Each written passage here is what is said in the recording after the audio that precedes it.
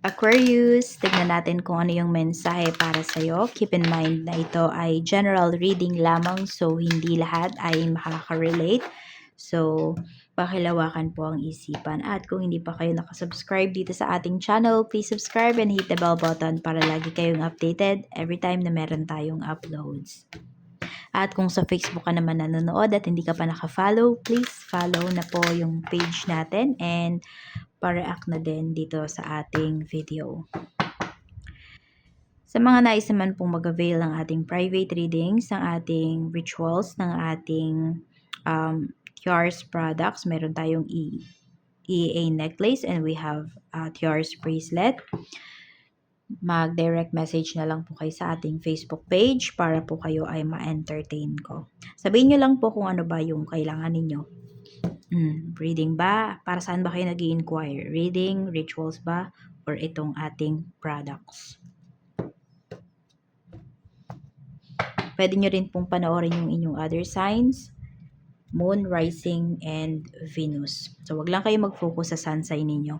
So, marami pa rin nagtatanong para saan nga ba yan? Pampaswerte po yan sa love life, sa career, sa business, sa health, sa travel, sa pregnancy.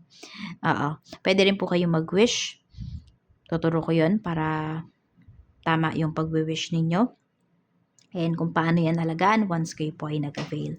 Pangontra din po yan sa kulam sa barang sa sumpa sa mga nag-i-evil eye po sa inyo sa pangmalakihang aksidente. Tignan na natin. Mensahe para sa iyo, Aquarius, Sun, Moon, Rising, and Venus. We have peaceful resolution. We have within the next few weeks. And we have asked for help from others. Tignan natin kung saan yung aspect, saan yung part ng life mo. Shuffle lang muna natin yung ating cards para ma-release nito yung mga negativities na kumapit sa kanya. Ano tong peaceful resolution? We have 6 of Swords. Okay. Pag move forward to pagsisimula ng bago. Okay, so kung meron talaga dito, sabihin natin, hindi na talaga kayo pwedeng magsama, ganyan. Hindi lang to hindi lang to pagdating sa saan ba to, sa relationship or romantic relationship. Even po, sabihin natin sa bahay, may kapatid ka na hindi mo na talaga siya kayang makasama sa bahay, ganyan, kasi toxic siya, ganyan, or wala siyang trabaho. So, nabibigatan ka na. For some of you, pwedeng kayo yung mag-move out, 'di ba? Or siya yung aalis, ganyan. Pero mapapag-usapan po ito ng maayos. Yung magkakasundo po kayo. Okay? Kung meron naman dito, maghihiwalay na talaga. Toxic na yung relationship, yung romantic relationship. So, yun, mag-move forward kayo parehas ng person mo. Mutual yung inyong decision. Meron naman dito, kung talagang para kayo sa isa't isa, magkakasundo kayo na mag-move forward kayo parehas, sabay, para kalimutan yung mga nangyari before. Ganyan po. So, yan. Pabor naman po ito sa inyo kung ano man yung mangyayari, ano man yung desisyon. So, tingnan natin within the next few weeks. Within the next few weeks.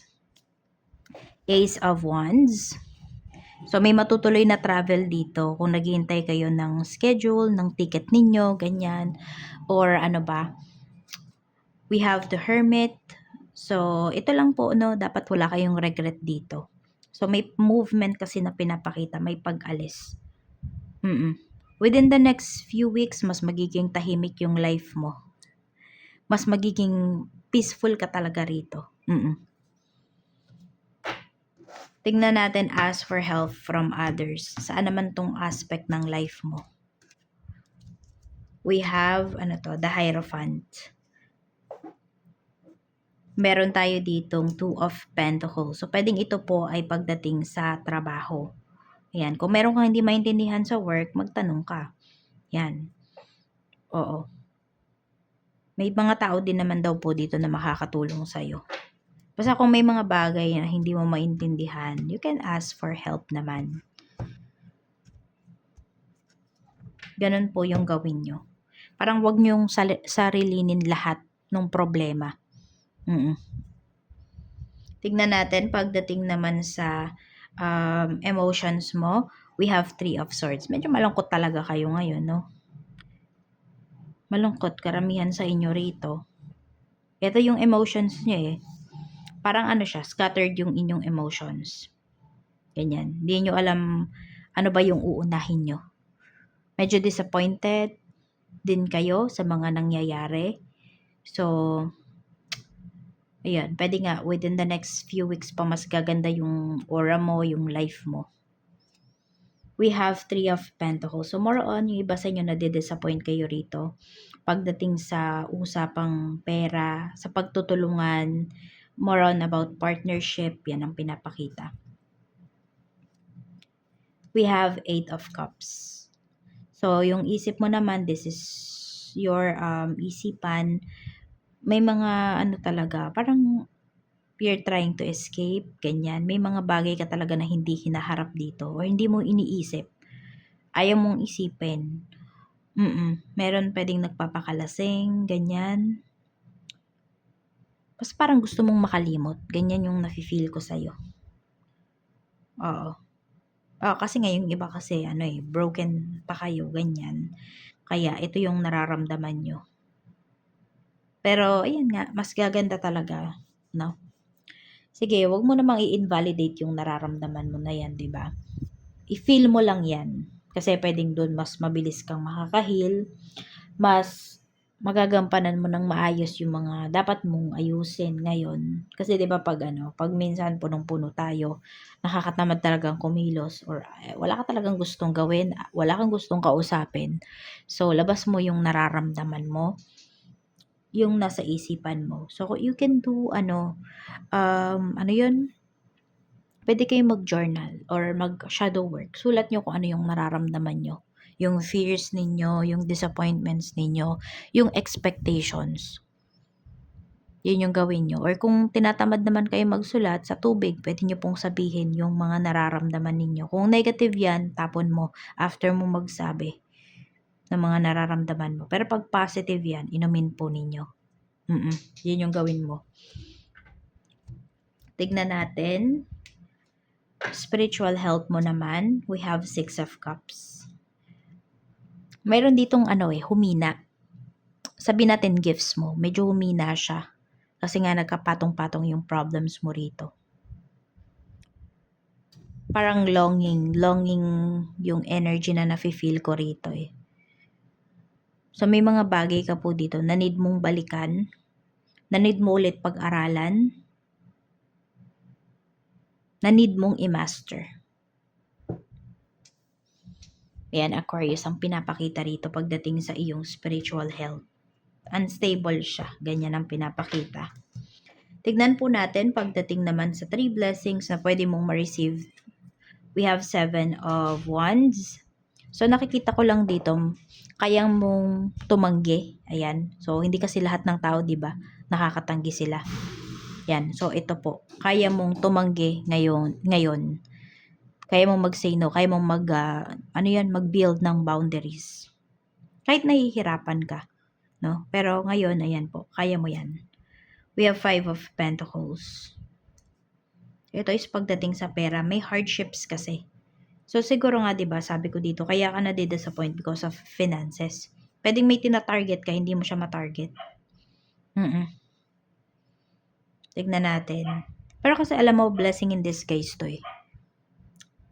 Kasi iba sa inyo, pwedeng nitong mga nakaraan, sobrang pagod kayo sa pagtatrabaho.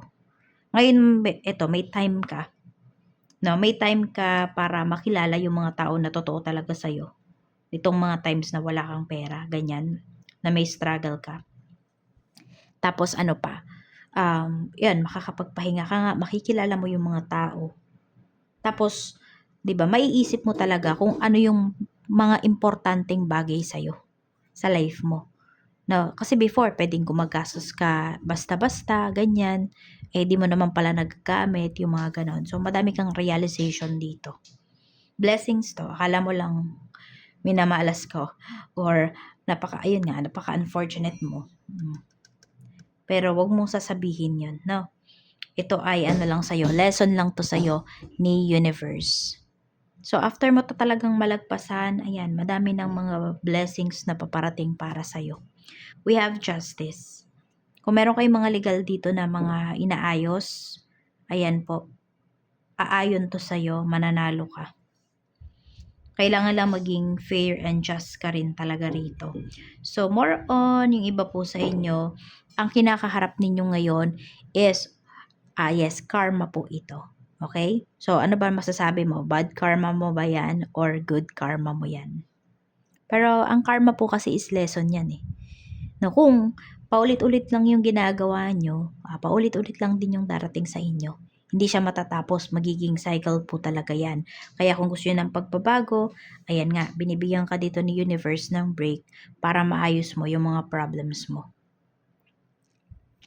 Tignan natin.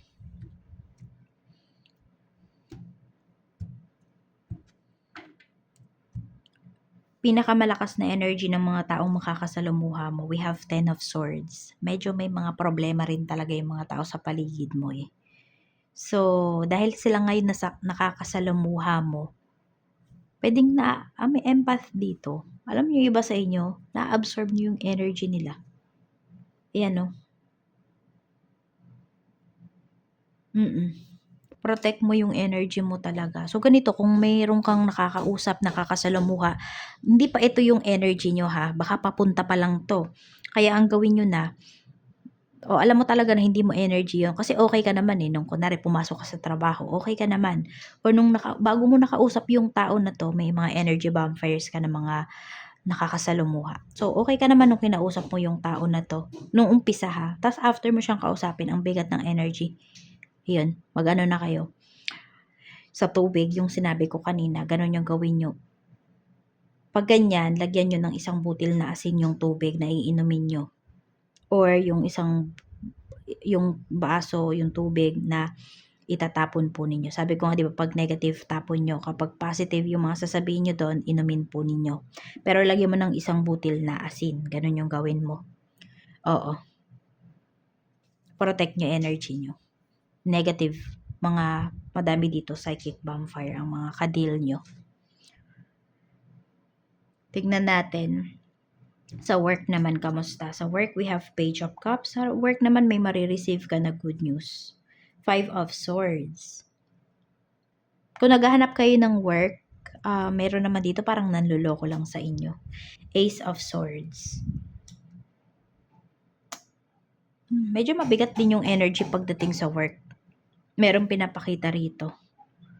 Kailangan yung maging direct sa trabaho. Ganun. I mean, direct hiring, kung kayo ay naghahanap ng work, yun yung hanapin nyo, if possible, no? Tapos, kung kayo naman ay may work na, kailangan dito, lumaban ka. True words, hindi ka makikipag-away ha. Pero direct yung mga sabihin mo. Kasi pwedeng matwist yung mga sinasabi mo. Yan. May mga tao kasi dito, na parang tinitingnan nila kung ano yung gagawin mo, ano yung kakayahan mo, ganyan. Sa umpisa, mabait sa'yo. Pero tinatraidor ka pala. And sabihan mo, pag-observe ka muna, tapos diretsahin mo yung tao na yan para mahinto. Okay? Hindi ka naghahanap ng away. Gusto mo lang pahintuin yung tao na yan. And once naman na may sinabi ka dyan na nakapagpatinag sa kanya, hihinto po yan talaga. Hindi niya nauulitin yung mga ginawa niya. Ano kasi dito na-underestimate ka. Yan. Paakala ay super bait mo, Aquarius. 'Di ba? Na pwede kang buli-bulihin, ganyan, pagsalitaan ng mga kung ano-ano. We have the Lovers. And marami naman po sa inyo na magtatagal kayo dito sa trabaho ninyo. Need mo lang, ayan na, kung gusto mo ditong magtagal sa work, maging direct ka sa mga sinasabi mo. Tignan natin pagdating naman sa business. Kung may business po kayo, we have the Hanged Man. Meron tayo ditong 9 of Swords. Medyo mabigat talaga yung energy. So, after nyo panoorin yung video na to, kayo, pwedeng mag saltwater bath kayo kung di pa kayo naliligo. O yung sa tubig nga, yung sinasabi ko, no? Ganun yung gawin nyo. Kasi ito, pwedeng di pa nangyayari sa inyo, pwedeng within the next few weeks, papunta to sa inyo. Oo. Pero depende yan sa mga actions na gagawin nyo. Kung alam nyo naman, kalkulado nyo yung mga galaw ninyo, hindi nyo to, dito mangyayari sa inyo. Pwede lang yung mga, yan, yung mga nakakasalumuha lang po talaga ninyo. We have 8 of Wands. Kulang ba yung puhunan nyo? Oo. Kasi ang bilis or meron kayo ditong yung bestseller talaga. Tapos medyo yung iba yung mga products nakatenga siya. Tuloy napapaisip kayo paano nyo yun, 'di ba? Paano nyo mare-release yung mga yun? So pwede kayong magpa-promo, ganun yung gawin nyo. So yes, kailangan niya mag-brainstorming dito para ma-release ninyo yung iba yung mga products para mabilis siya. Kasi ayan madami naman yung dagsa ng client sa inyo. So ganun po yung gawin nyo o sale stock nyo sila. We have the Emperor. Okay din yung mga co-workers mo. Alam naman, yung co-workers, yung mga staff mo, okay naman, alam nila yung gagawin nila. Happy naman sila sa trabaho nila. So, wala kang magiging problema. May nambubuli lang dyan. Kung medyo marami-rami ka na mga tauhan, Aquarius, meron dyan, may binubuli. Oo. Meron dyan, bossy-bossy yung energy niya. Tignan mo kung sino. Magmatsyag ka. Yes. So, meron yung effect dito kaya yung iba mong products hindi siya nabibili. Dahil dun sa bossy-bossy mo na yun na staff. Check natin, pagdating naman sa kaperahan, we have the Empress. So, kailangan mo daw talagang alagaan yung pera mo.